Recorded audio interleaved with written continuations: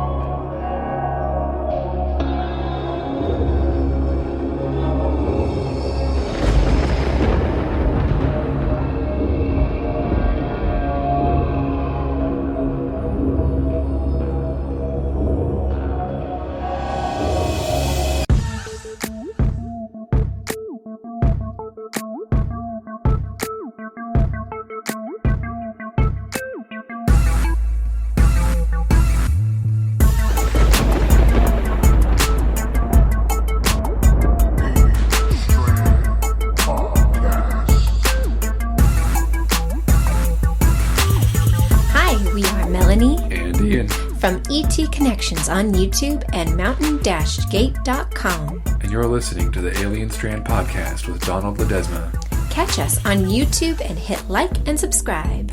We'll see you there. Hi, everybody, and welcome to another episode of Alien Strand Podcast. I'm your host, Donald Ledesma, and we waited for a couple of weeks, but we're waiting for this Alien Day, which is today, 4/26/20, to release this podcast. And the only reason is because I have a special guest. His name is Daniel Kraus. He's a book author on a book called Bent Heavans. And we're going to have him here on the show here in a bit. But before we get going, I'd like to welcome everybody to Alien Strand Podcast. You can catch us on Facebook, Tumblr, Twitter, Instagram, YouTube, and alienstrand.com. Check out all our nice videos there. And also, if you have a chance, download the Alien Strand Podcast app on Google Play. So, and if you can't find it, just go to alienstrand.com at the very first page there. Look at the bottom right, you'll see the Android symbol there. Click on it, and if you have an Android, you can download the app there. And the app, all it is a player and something that you can connect with me while I'm live, or just leave comments to the show. You can click a heart there, you can click a like. I really do appreciate you guys when you guys do that. And it's just it's growing and growing, and people are downloading it more and more, and it's doing very well. So, but if you guys want to be on the show, you can give us a call at 361-245-8000. Again, that's 361-245-8000. You want to be a guest, you have a book, you have a movie, you have a story, you have an abduction, you have anything that you want to talk about, stars, planets, pyramids, anything. Give me a call, and then I'll set you up for the show, and then we can get you hooked up on the show. So, I just wanted to reflect a little bit on my past guests that I've had. I really do appreciate everybody that's been on the show, because it helps Alien Strand, and it helps them, and it helps you guys get a lot more information on what's out there, or on the unknown parts, right? And even though if you're a writer, it doesn't make any. It's if you're a writer, you're a director, you're putting these ideas out there. These people are really good friends of mine, and I really do appreciate them.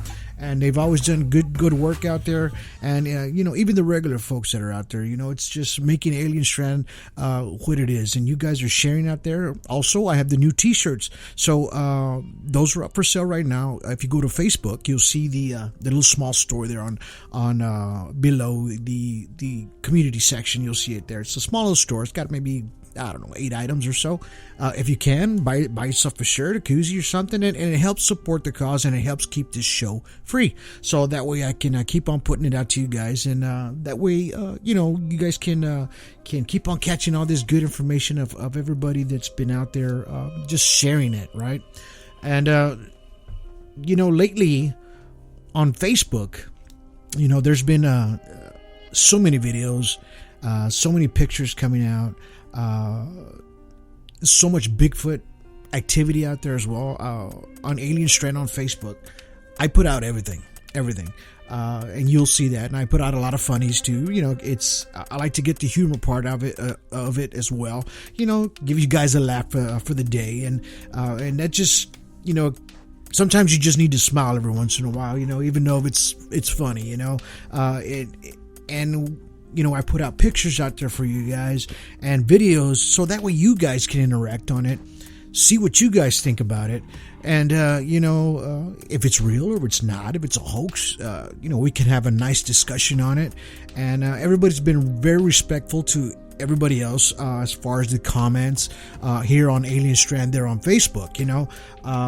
Of course, you can see a lot of them on Instagram and on Twitter as well, but the majority of it is on the Facebook platform there. So and as far as the podcasting, you can catch us on all the platforms as well. We have over 22 platforms already. So if you can't catch it on one, on iHeart or Spotify, I'm sorry, you'll find it everywhere. Everywhere you look, Deezer, everything. So Alien Strand is out there. If you can, share it, guys, share it. And whoever I see sharing it, I'm going to give you guys a free T-shirt or a little surprise I'm going to send you guys, okay?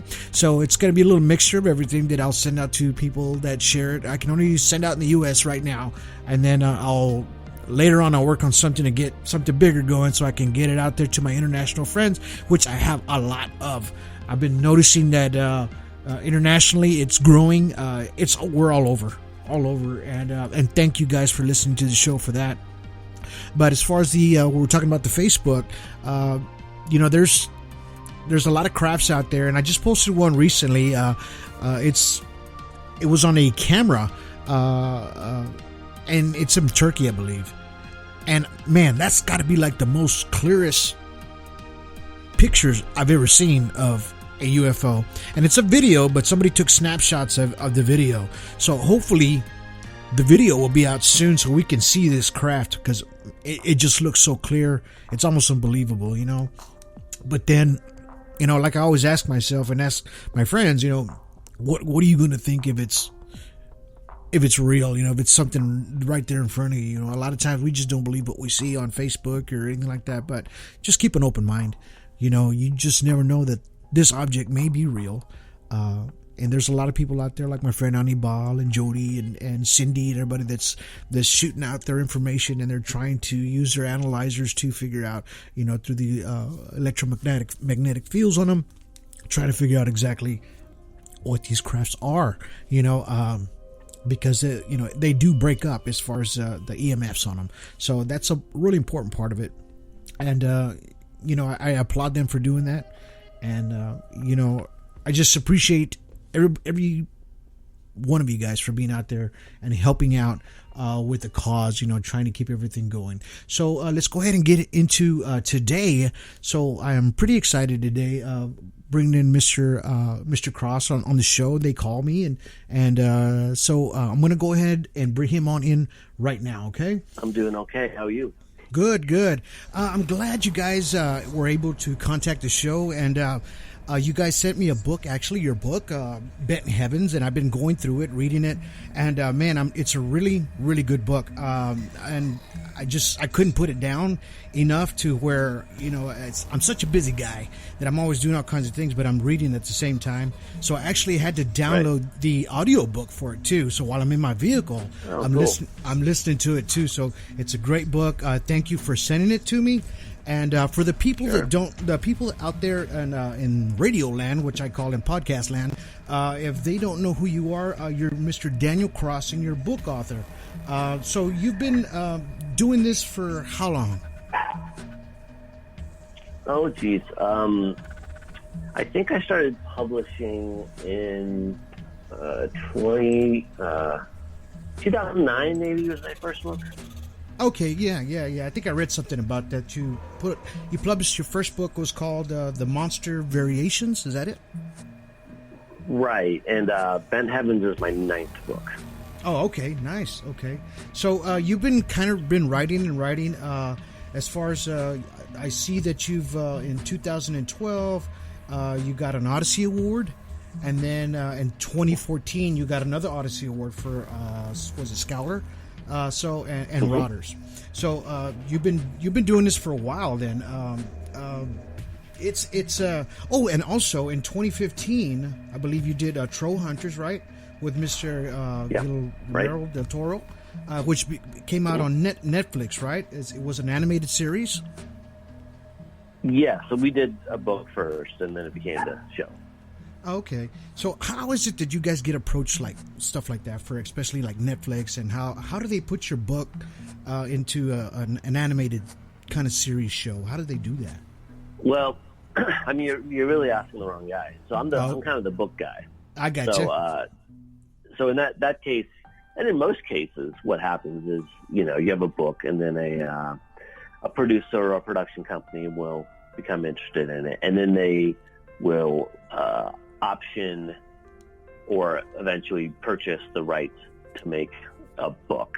So at that point, it's very common for a book author to have no say or anything like that to what happens to that afterwards. Right. In this case, of course, Guillermo did. He was heavily involved with the show, but I wasn't. All I did was co-write the book with him. And you also did you co-wrote with him The Shape of Water, correct? Correct. Again, we did the novel together, right? Oh, okay. And then the film came out later after, like what you were just talking about, same kind of scenario. Similarly, but they came out much closer together than typically. Oh, okay, gotcha. So, actually, my really first question is, what got you into writing books? Well, I'd always wanted to be a writer when I was a kid. And then about in college, I kind of got interested in filmmaking, and I did that throughout my 20s pretty much. But I was kind of getting burned out on that, and I really kind of wanted to see if I could return to my first love. Mm-hmm. Partially just because I like working alone. I mean, I'm the kind of person who just sort of like sitting alone in an office and writing. Gotcha. And books were always, my first love. And so I wrote a book and I sold it, and that's what I've been doing ever since. Nice. So, what pretty much influenced you into influenced you into to get going?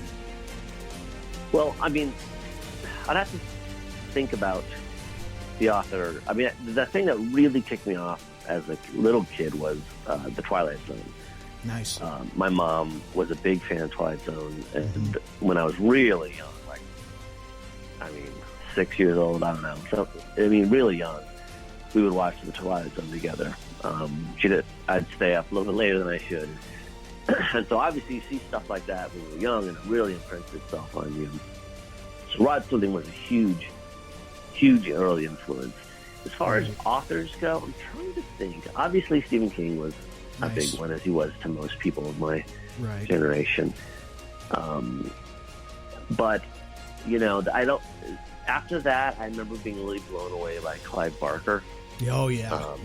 I read a lot of his stuff in middle school, and really, it's almost like in the old days if you had read like William S. Burroughs or something. Like it kind of blew my mind. Right.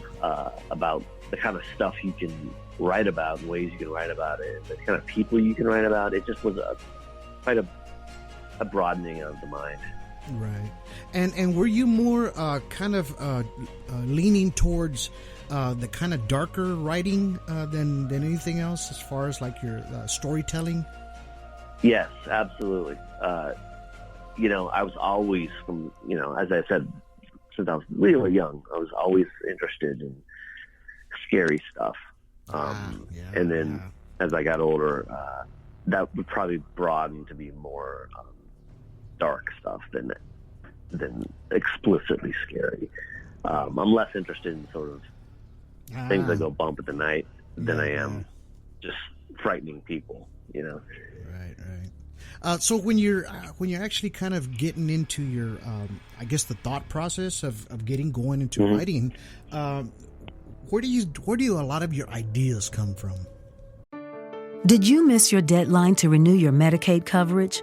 You can still send your completed annual review form to Healthy Connections Medicaid. You may be assigned to another health plan, but you can ask to come back to First Choice within 60 days of renewed Medicaid eligibility. It's your family. It's your choice. First Choice is the right choice. Renew and choose us. Visit selecthealthofsc.com/renew to learn more. With Lucky Land Slots, you can get lucky just about anywhere. Dearly beloved, we are gathered here today to... Has anyone seen the bride and groom? Sorry, we're here. We were getting lucky in the limo and we lost track of time. No, Lucky Land Casino, with cash prizes that add up quicker than a guest registry. In that case, I pronounce you lucky. Play for free at LuckyLandSlots.com. Daily bonuses are waiting. No purchase necessary. Void where prohibited by law. 18+. Terms and conditions apply. See website for details.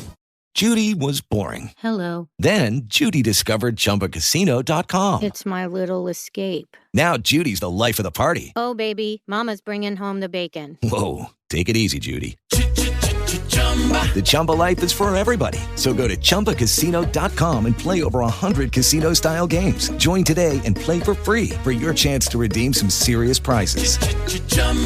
ChumbaCasino.com. No purchase necessary. Void where prohibited by law. 18+. Terms and conditions apply. See website for details. Well, I think my brain just sort of has this almost like a filter in it that's constantly picking up on what's going around in the world, conversations I hear, that kind of thing.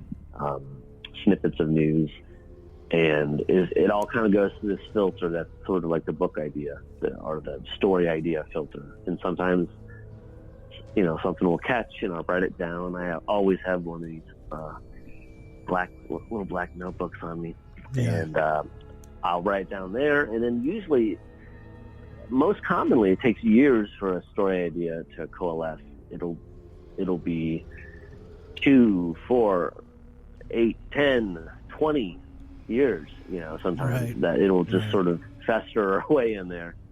And usually it's missing something. Usually it's missing some other key that I don't stumble upon until much later. Well, and it's not easy putting something together like that. I mean, you really have to put your mind really focused in what you're actually trying to say and trying to tell the story of. And that's what, makes you different than anybody else as far as being a book author to a musician to anybody else. I mean, you're a professional at what you do, and it's really great. I love the writing in it. It got me kind of like really pulled into the story, and then from there I just couldn't put it down. But on your, like, when you're writing, like, let's say one of your popular books that you have you ever, like, in the middle of it just said, you know what, I can't do this, right? I give up on this story and just kind of put it to the side. Have you ever done that before? Not very often. I certainly know that it happens a lot. It's not really, I've never abandoned a book before. Right. I mean, I've probably had some things where I wrote 10 or 20 pages of something and decided, that's not feeling right.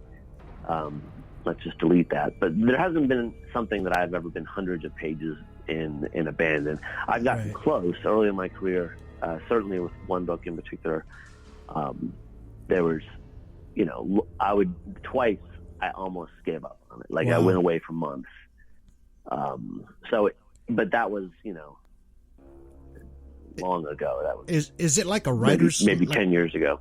Is it sort of like a writer's block, sort of like that, or are you just kind of like?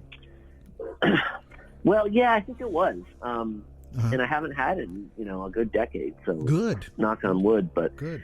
But yeah, it's. I think so. I think that's a purposely vague term that encapsulates a lot of different problems you could be having, and some of them are artistic, and some of them are really more life based, and they just suck up your brain's bandwidth, really. Right. And when you're when you're writing one of your books, how long is your time frame on one of your books? What is the longest one, and what's the shortest one you've ever done as far as your time frame? Yeah. You mean how long it takes to write it? Yeah. Yeah. So obviously that varies. I've got my shortest book is about 220 pages. My longest project is the Zebulon and Finch story, which came out in 2 books. It was kind of split in half, so it could come out. That one's probably 1,500 pages. Wow. So it really depends, and a lot also depends on how many things you're doing at once. Earlier in my career, I would be working on one book, and that's it. Now I'm working on several books, and they sort of like, you just kind of stagger how you're working on them. So you do a first draft of this one, then you do edits on this other one, and it's sort of like you have to figure out how to juggle all of them. So it takes a little longer. Right.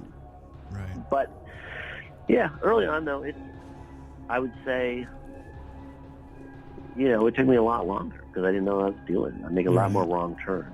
It might take me a year to write a book.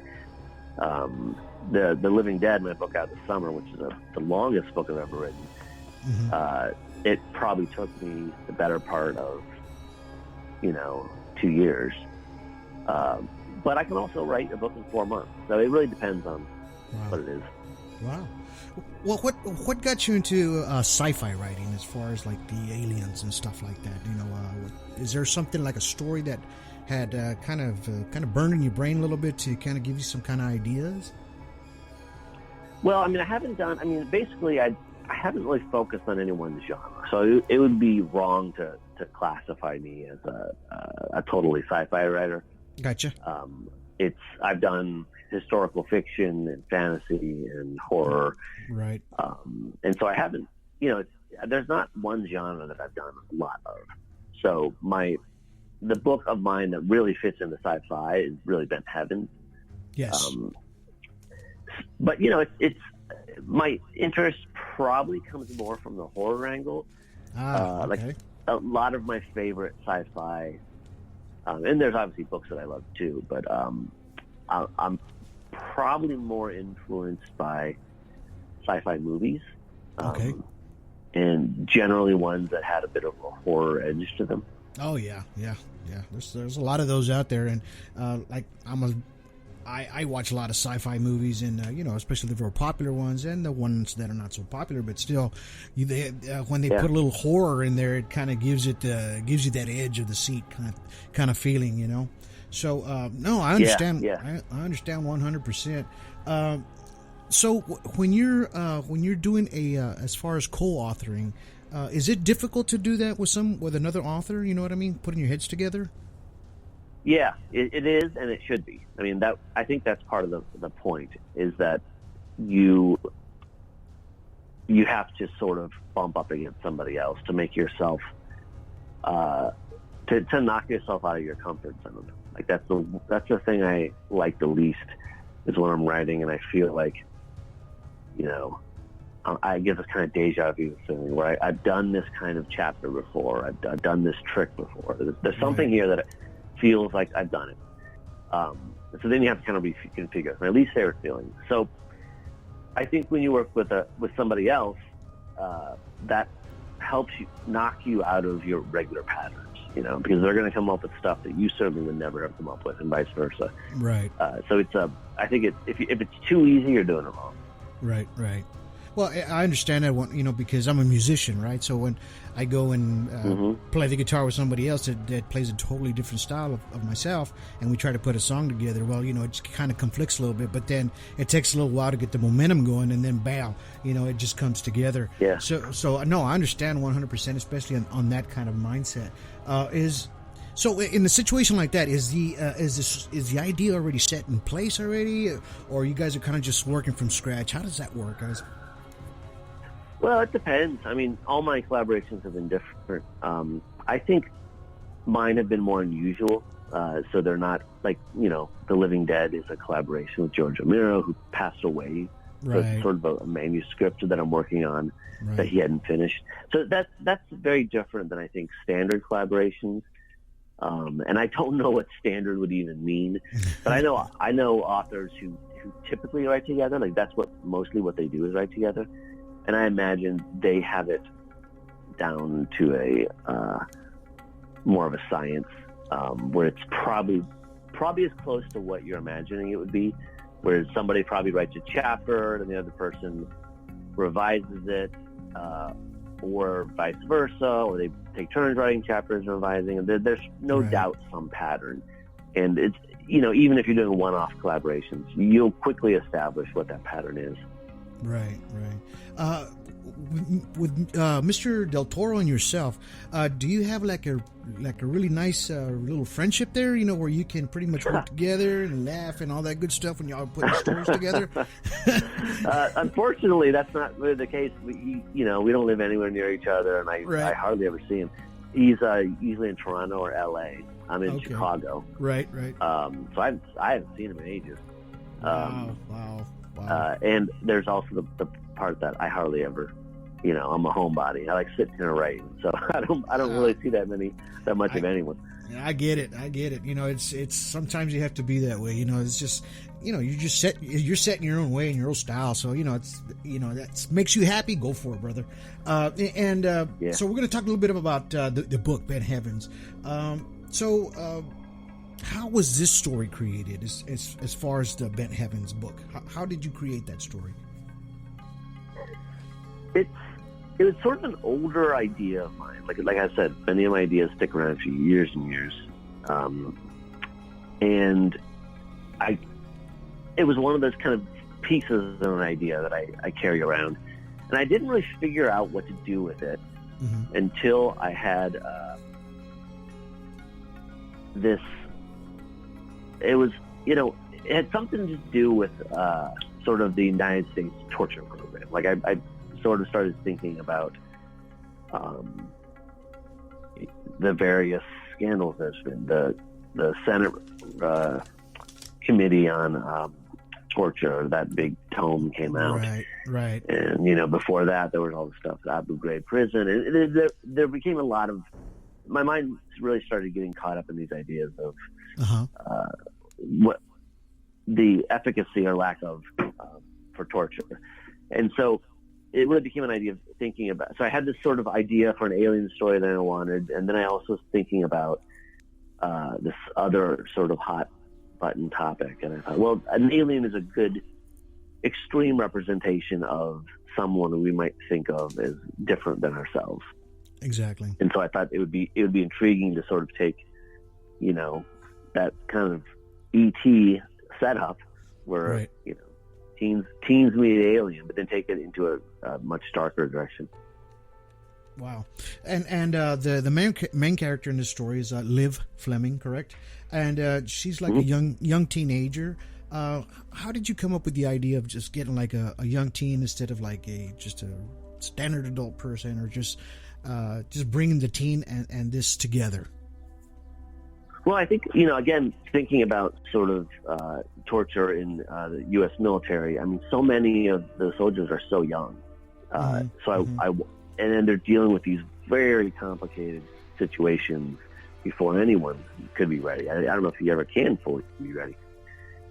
So I did want the characters to be young and sort of on the cusp of feeling very free with themselves and emboldened, and suddenly given a lot of responsibility, and then struggle to deal with that responsibility. Right, and that's where Doug and then Bruno come in the story as well. Those are like her friends and a love interest as well. So I was going through the book, and it's very well written, and it gives you a lot of feeling as far as what they're feeling, what they're going through, and the decisions that she's making and trying to make, especially with everything that's going around. As on a personal note, and I don't want to give too much away, but it's a very interesting book. As far as so she has her dad. His name's Lee, correct? And he's the one that actually gets abducted by aliens, and this is how the story when it opens up, correct? Mm-hmm. So how did you? I mean, in other words, so how do you get around to start from right there, from her dad going, and then it kind of spreads out that way? I'm just trying to get everybody's interest in and how this story got created, right? And how it's going from there. Yeah, well, so I mean, this how you sort of arrange the scenes in the book, very often isn't sort of chronological. So the book begins with her dad sort of reappearing after his first alleged abduction in the middle of the town square, and he's raving, and he's naked, and it's this big scene. Right. But most of the book doesn't take place in sort of that time. Most of the book takes place a couple years later. Right.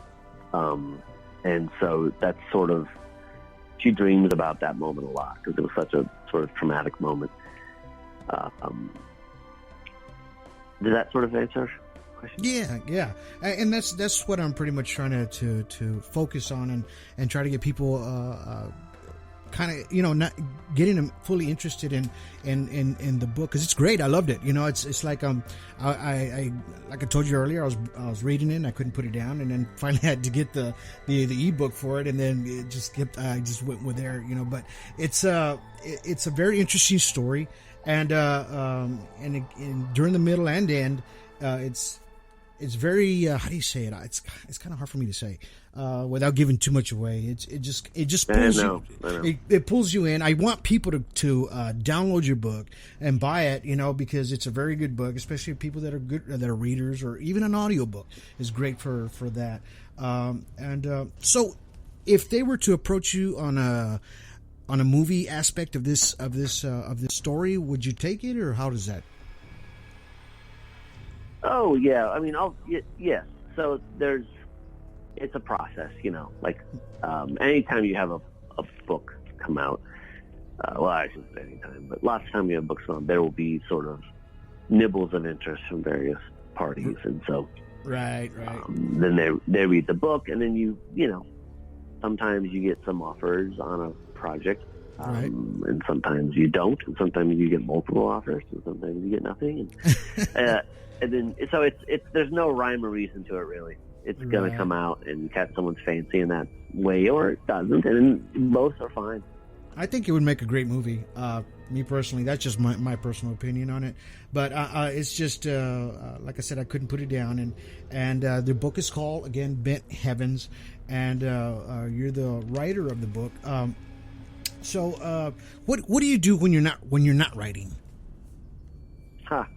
Well, that's a great question. I don't have much of an answer because I'm always writing. It really is sort of an obsession with me.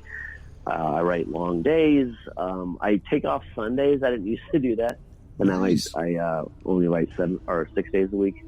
Right. So I'm crawling towards normalcy. I'm hoping someday I can go down to working 5 days a week. That's just because I really like to do it.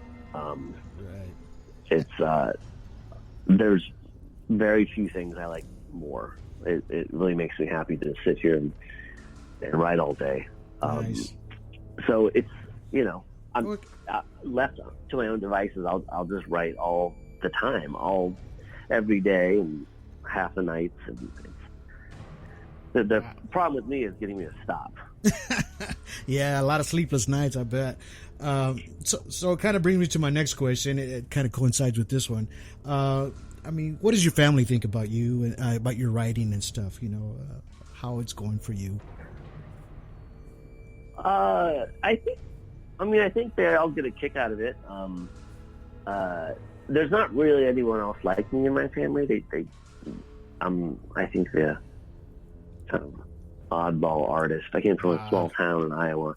Okay. So I wasn't from like a family that had we didn't live in New York or LA or something like that where we're kind of surrounded by artists.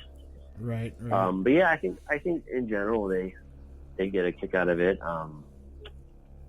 I got my love of sort of dark fiction from my mom, and I think not as much of that rubbed off on my siblings, but some of it did. Right. So I think they have some appetite for the kind of stuff I'm doing. Wow. Do you ever hear from your readers as far as like do they? Sure. And what do they tell you? Is like do they ask you about how your writing is, how you're doing, stuff like that?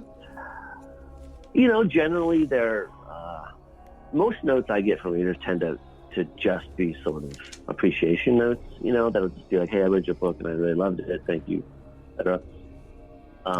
Every once in a while I'll get a specific question, right? About something in a plot or something.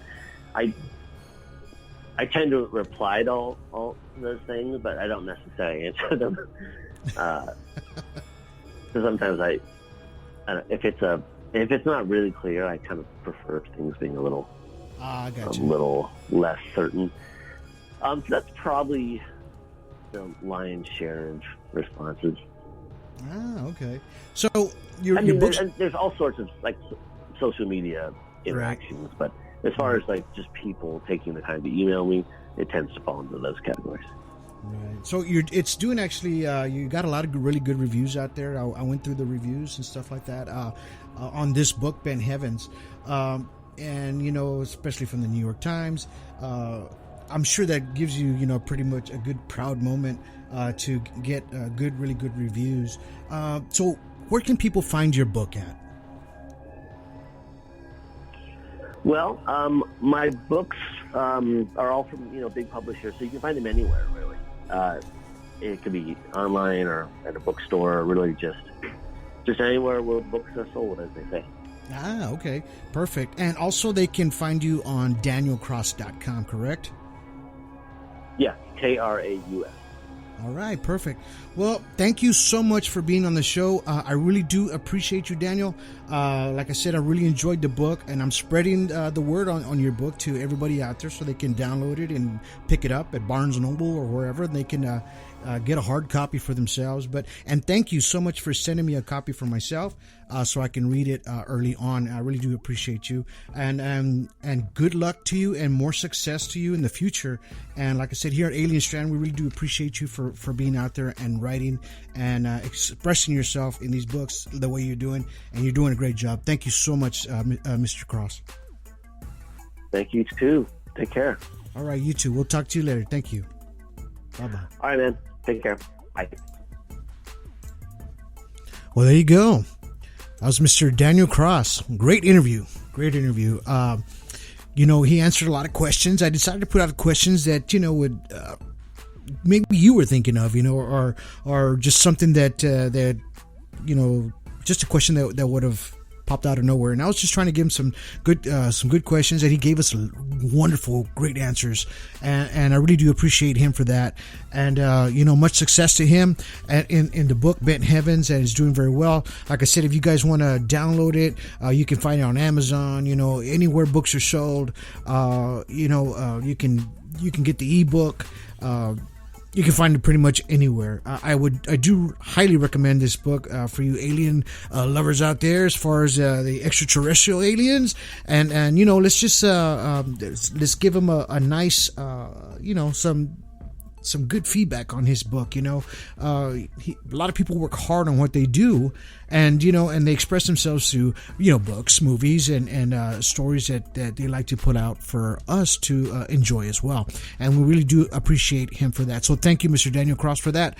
And like I said, if you want to You can catch us on Facebook. Check out all the information there that we put out there for Alien Strand. I really do appreciate you guys listening today here on 426 Alien Day. You guys have a awesome Alien Day. Like I said, you find us on Instagram, YouTube, alienstrand.com.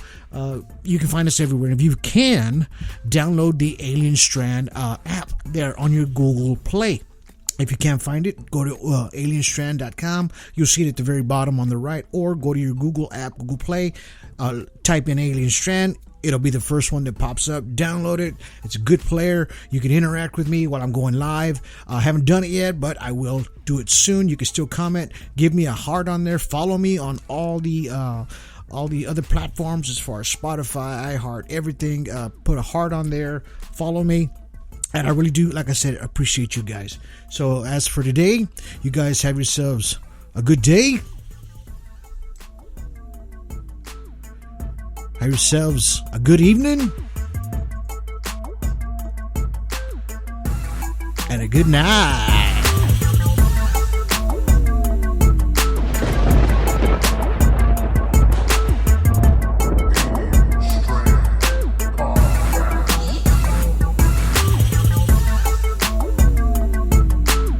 Hi, I'm John McGavick, and you're listening to the Alien Strand podcast with Donald Ledesma. Catch my channel, Mars Discoveries 123 on YouTube. Hit me a like and subscribe. I'll see you there.